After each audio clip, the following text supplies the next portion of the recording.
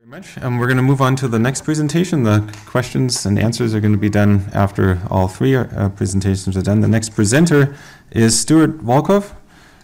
He is a strategist with Venture DNA, and he's also an instructor at UCLA.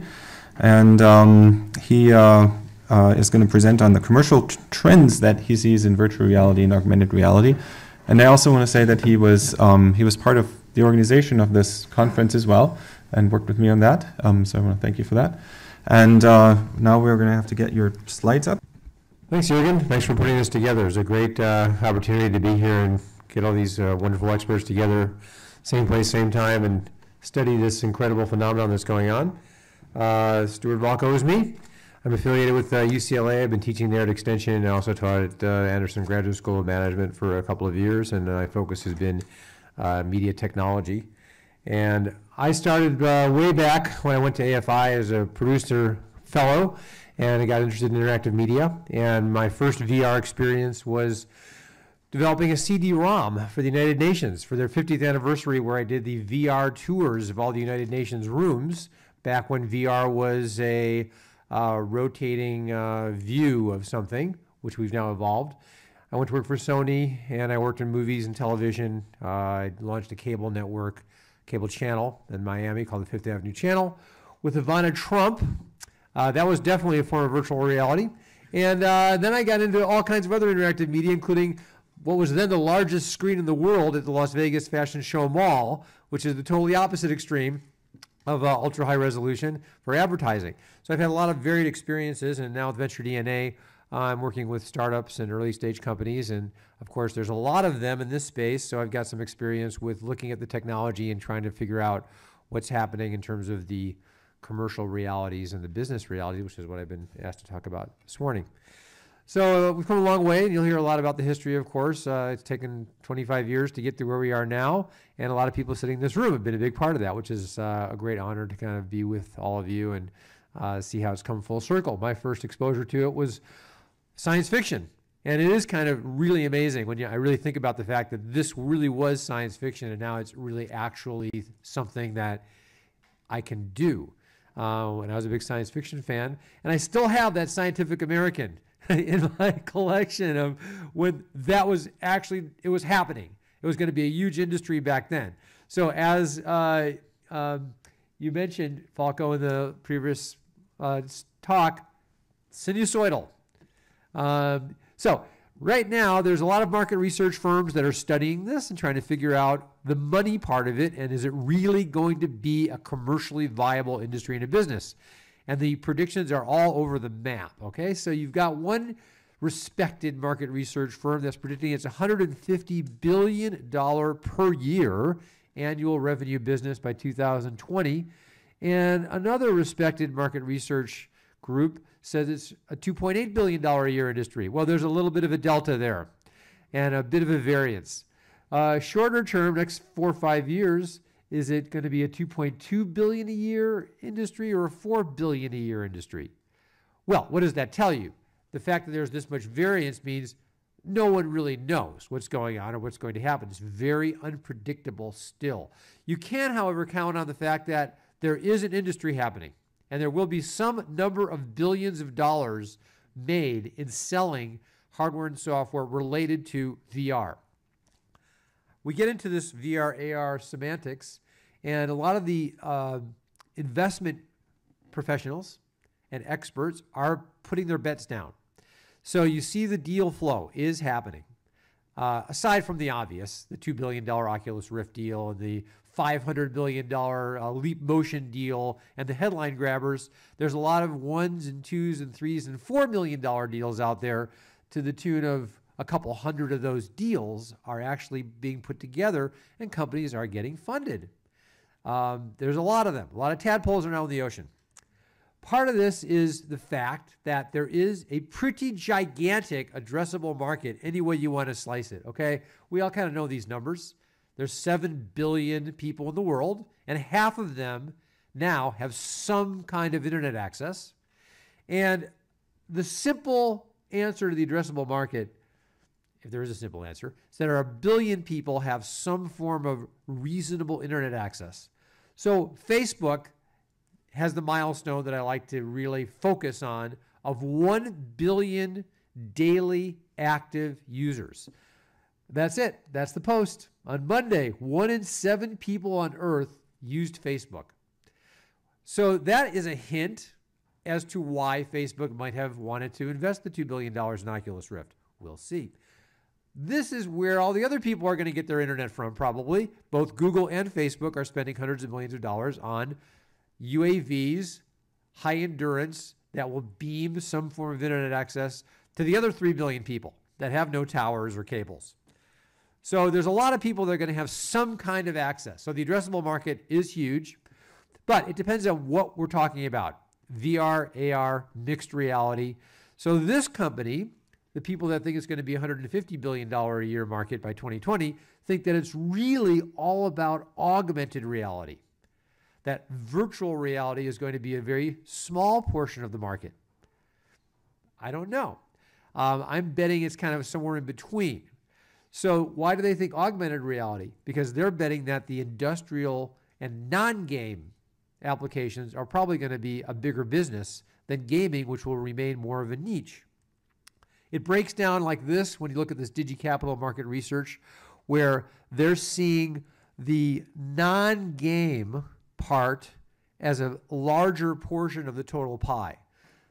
These slides are on SlideShare if you want to drill down into the charts and graphs. And these market research reports have good footnotes as to how they got the data. And the conclusions that they come to are vastly different because it also depends on how you're defining the market segments. So if you were a betting person, you'd probably put your money into AR more than totally immersive VR. However, these guys, K0, who are kind of focused now on the AR, VR, mixed reality marketplace, are segmenting it a bit finer. So they see the kind of toy, teens and tweens and kids end as being a very significant portion, which is probably education and entertainment. And they're seeing the early adoption, which are the hardcore gamers, as kind of leveling off. And maybe that's going to be one of these sinusoidal things that get to an asymptote and then sort of level off and don't grow as much because you've reached the limit of the hardcore gamers that really want to be immersed and play those kinds of immersive entertainment experiences, whereas the casual people and the industrial and commercial applications may keep growing, as well as the educational and the preschool and the young children will want to keep using these kinds of tools as they get easier to use. So they segment it a little bit further. And this is just the same data in the bar graph. So by 2018, you're seeing that the biggest segment of the revenue is coming from this, what they call children, teens, and tweens who are doing it for entertainment and education. And then light gamers or casual gamers is much greater than the hardcore gamers. So today the casual gamers are people that play Candy Crush Saga, you know, the ones that are doing Facebook games, the ones that are doing mobile games. So they're banking on the fact that these technologies will get good enough to be some form of a VR, AR experience. But I digress a bit too much. This is really what we're looking at. We're going to hear about this for the rest of the conference. Varieties of AR, VR experience. On the left, you see the light version, which is the mobile VR, the fact that you have most of the technologies that our previous speaker talked about in a mobile phone, that the Qualcomm is, the Qualcomm and the Snapdragon processor and the NVIDIA processors, they just keep getting so good that the trackers and the displays they can drive that you can hold in your hand are good enough to have a reasonable experience with a mobile device in a head-mounted docking unit. So those are the biggest volume. In the middle, you've got the heavyweight contenders of fully immersive VR. And on the right, you've got this mixed reality, virtual reality. The problem is that standards are so good that we have a lot of them. So the friction in the commercialization, of course, is also the proliferation of these different variations of the experience, which is confusing to consumers, makes it a little bit more difficult for developers to figure out what they're going to target and how they're going to port the experience between them, and a little bit more difficult for the general public to figure out how to use these things and which one to buy, which one to use. That is the friction. So that's going to take a while to settle out. I'm giving it 3-4 years. That to me is where there's going to be a bit of a brake put on the industry. And then when it starts to settle out, it'll probably accelerate again. No shortage of user interface devices and models and software. And of course, we're going to have a speaker, many speakers this week, this couple of days that are going to talk about these things: haptics and hand trackers and eye trackers and cameras. And you got to have the software to go with these things and how to figure out how to use them in the environment that you're in. This is the second point of both opportunity and friction. And, you know, whether you're using a treadmill experience in a full body suit, or you've got these incredibly high resolution displays and the eye trackers, they are working, and some of them are quite intuitive, but it still remains to be seen which ones become standardized so that the gestures and the controllers and the buttons and the ways of moving inside the environments are easy to understand. The gesture controllers look like they're pretty much on track to be one of the winners because you can universally learn these things in minutes. And where these fit into the whole ecosystem remains to be seen. The other question is, your VR and my VR may be two different things. And one of the big questions is 360 video and its variations of monoscopic and stereoscopic 360 video, is that included or not? Is that really VR, or is it just video in a different way? I'm not going to debate that, but if you include that, the market space is much bigger. Because if you look on YouTube right now, if you do a search on 3D 360 video, it's a relatively limited number of results. I get 371. If you do a search on side-by-side 3D video, which is pretty much all levels of resolution and quality, I get 69,000 results. So it's out there, and it's happening in all shapes and sizes. So if you want to include this in your definition, the market sizing and the revenue generation is probably a lot bigger. So I guess it depends if you're orthodox or conservative about it. These are the 360 cameras. We're going to hear a lot more about some customized 360 cameras that give you a very high resolution 3D image, but they are now being commercialized. There is no question that you will be able to go rent a high resolution 3D 360 camera from a camera rental house and go shoot your cinematic experience without having to build one yourself. And there are consumer grade ones that are coming out that give you a pretty low res experience of 360 video that might still be highly effective when it's about the right subject at the right time. So on the lower left is the Next VR, which is based on the Red camera packages, and they have their own stitching software, and they have their own rendering and post-production pipeline. On the upper left is the Jaunt. They do custom cameras, and they do a custom package, custom stitching, custom post-production, custom editing. And again, these are two non-compatible systems of doing it and distribution. And then in the middle is the Ricoh Theta for $250. It's a pretty decent 3D camera. And you've got these other ones that are right on the verge of popping out. And on the lower right, the Hero 360 package, which just uses your off-the-shelf GoPros with their stitching software. So this is an explosion right here. And there's no question that's part of it. So if you want to include that, we have a slightly different conversation. No shortage of content that's going to be competing for the attention of consumers and the dollars of consumers. These are just a few companies that have gotten funding and are dedicated to some form of virtual reality or mixed reality experience in gaming, entertainment, or industrial applications. The ones that have come out of these companies are looking pretty impressive, and these companies are all dedicated to the VR space. And they have developed at least enough of a demo proof to attract some seed money, and in some cases, like Felix and Paul and like Versa, they're a little bit beyond seed money. And in some cases, like 2-Bit Circus, they're commercialized in a pretty decent, sustainable way. So you can look forward to seeing a lot of interesting things coming out of those companies, and some pure startups that are bootstrapped. And in part, this is because there is now already some sort of a marketplace, because there's over 500,000 cardboards that have been sold by Google. That's the only number that I know for sure. That's been verified by someone from Google. So somewhere north of 500,000 cardboards are sold, and you could probably push that to 1 million if you include all the other variations of cardboard. And there's already about 250 VR apps, I counted them, in the actual Google Play Store.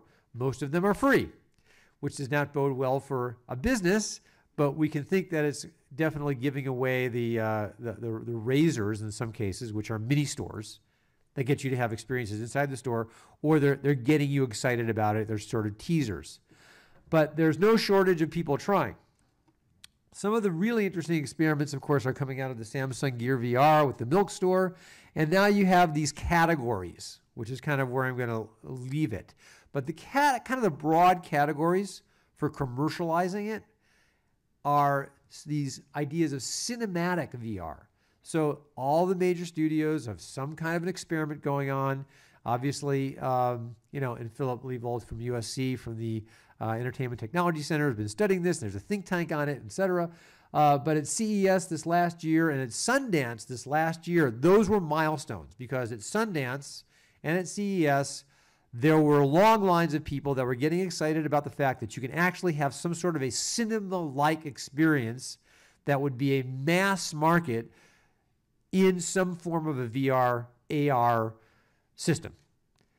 What that exactly is will depend on the filmmakers, the directors, and the artists. But on the upper left and in the middle, those are the demos of movie-like experiences that are experimenting with what is the grammar of film in these environments.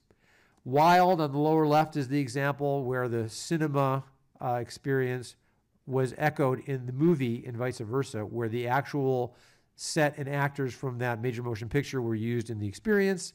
And then you've got Chris Milk and his Verse company, which has done a whole series of these things, and they've been in competition at film festivals. You can also look at the idea of these things as attractions or novelties. The Emblematic Group has this F1 race car experience that's been funded by a commercial client that's extremely realistic, with haptics and with wind and with full resolution 360 VR, as is the Bird demo, which was at Sundance, Tilt Brush, which we have a couple demos even in the cave that are foreshadowing these kinds of constructions where you can be inside of an environment that you create. And then Mediamation is a company that does ride film experiences. They do motion control seats. And they're experimenting with putting you in goggles in a motion control seat to take it to an attraction level. So that's an area that's interesting. And then you've got the whole region of nonfiction and journalistic VR, the Emblematic Group with their Project Syria and their Project Kia that show events in a way that you can empathize with them in a different sort of way. We're seeing experiments with news and photojournalism, which is mostly 360 video, artfully done, but very accessible. And you've got, of course, the scientific education, training, travel, simulation, a lot of work which is being done right here, breaking ground for that. One of the really interesting ones is coming out of Mattel on the lower left, in case you didn't know about that. So if you remember in our use, the Viewmaster with the little disc, 1 billion of those little discs were sold in the 15-year history of the Viewmaster before it was discontinued. And they are reviving it as a VR headset. And it's a combination of AR and VR, because you aim the gadget at the tile on that disc, and it creates the VR experience in the headset. So virtual tourism is going to be definitely something that takes the things out of the lab into the living room, I think, because of the success of things like the Victorian stereoscope into the Viewmaster, and simulations. You can bet the military is looking at it. You can bet, we're taking a step beyond flight simulators, and of course into educational experiences where you're inside of the thing you're studying, like InCell, which is a demo that takes you through the fantastic voyage into the intracellular structures, and you can download it on an iPhone, and it looks pretty interesting. I mean, I wish I had that when I was studying biology in high school. I mean, it would make it a whole lot easier. You've got this industrial strength VR, AR, heavily being pushed by a lot of these companies which have gotten funded in the last couple of years, where you're seeing, of course, medical applications.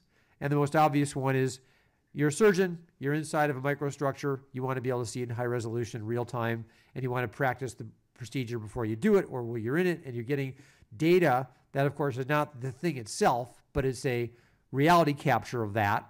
The Da Vinci system is experimenting with these 3D stereoscopic high-resolution displays. And of course, the work being done right here, molecular biology. This company like Augmenta, which demonstrates a repair manual for the oil and gas industry that is purely a AR repair manual. So when you're actually trying to fix the broken solenoid on the pipeline, it overlays what you're supposed to do. No referring back to a paper manual, no calling technical support, pops right up. That is apparently going to be something that will be very effective. Matterport just took down $30 million in investment capital for its real estate division to use photogrammetry and odometry to capture properties so you can do walkthroughs, highly realistic walkthroughs. Of course, you've got to look at the more quotidian applications, which is advertising. And, Vuforia is a fantastic example of using it for marketing and advertising as an attraction through a average smartphone, smart device. And then you've got companies like Trigger LA, Trigger Global, and they're focusing solely on AR experiences for global brands, both in terms of attractions and in terms of McDonald's Happy Meals. So in Europe, you can AR your McDonald's Happy Meal, and the kids can play a tabletop 3D game through their smartphone or tablet on their Happy Meal. That definitely has money in it. I can tell you for sure that the brands are going to be more interested in this as we go forward. Thank you very much. Hope that gave you some good insights, and I'm looking forward to the rest of the conference.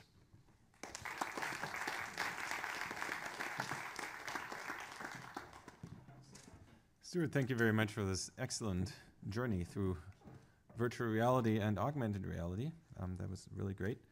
The next